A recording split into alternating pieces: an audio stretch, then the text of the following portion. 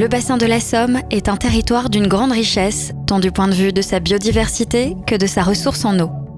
Depuis l'Aisne, où le fleuve prend sa source, jusqu'à sa baie, cette ressource généreuse a façonné le paysage sur les 6500 km² d'un réseau hydraulique complexe qui comprend de nombreux affluents et canaux.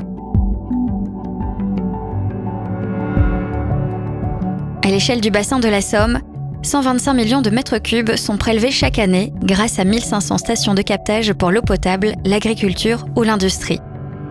Le forage pompe l'eau de la nappe souterraine, puis celle-ci est filtrée et désinfectée. Afin d'en préserver la qualité, des périmètres de protection sont implantés autour de chaque captage pour éviter toute pollution. De manière générale, l'eau captée pour l'alimentation en eau potable sur notre bassin est de bonne qualité. Il s'agit d'ailleurs de la denrée alimentaire la plus surveillée qui doit respecter des seuils de qualité stricts avant d'être consommée.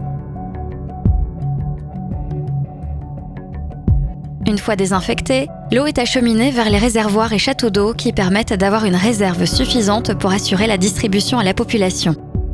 Le château d'eau sert également à donner une pression suffisante pour que l'eau arrive jusqu'au robinet du consommateur.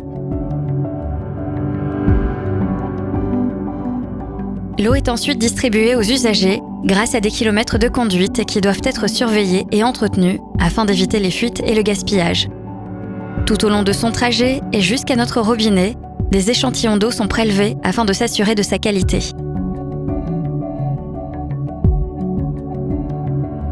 Après utilisation, les eaux usées sont acheminées pour leur dépollution, soit vers une station d'épuration, via un réseau d'égouts dans lesquels elles sont traitées par étapes successives de filtrage et de traitement biologique, et dont les résidus ou boues sont compostés et réutilisés comme engrais en agriculture, soit vers un assainissement individuel autonome, directement implanté sur la parcelle de l'habitation. Une fois propre, l'eau repart dans la nature et continue son voyage dans les rivières et les fleuves en direction de la mer.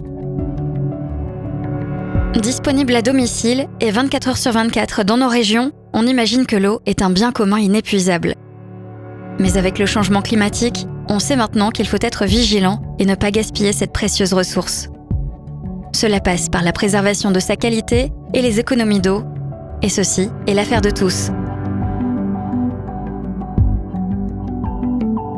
La mise aux normes des dispositifs d'assainissement individuel et collectif participe à la réduction des concentrations en azote, phosphore ou matières organiques. L'optimisation des pratiques agricoles permet de réduire les usages en engrais et produits phytosanitaires, mais également les quantités d'eau utilisées. Les collectivités et les particuliers ont également un rôle à jouer, notamment en supprimant l'utilisation des pesticides dans l'entretien des espaces verts et jardins, en luttant contre les fuites ou en récupérant l'eau de pluie. Grâce à des petits gestes quotidiens, collectivités, agriculteurs, industriels ou encore particuliers, nous pouvons tous y contribuer. En réparant les fuites, en utilisant l'eau de pluie, en installant un assainissement individuel aux normes, en évitant les rejets au caniveau. Vous pouvez d'ailleurs retrouver une multitude d'exemples sur le site www.agissonspourleau.fr. Enfin, nous vous invitons à aller déposer votre avis sur ce même site, sur la question de la ressource en eau aujourd'hui et pour les années à venir.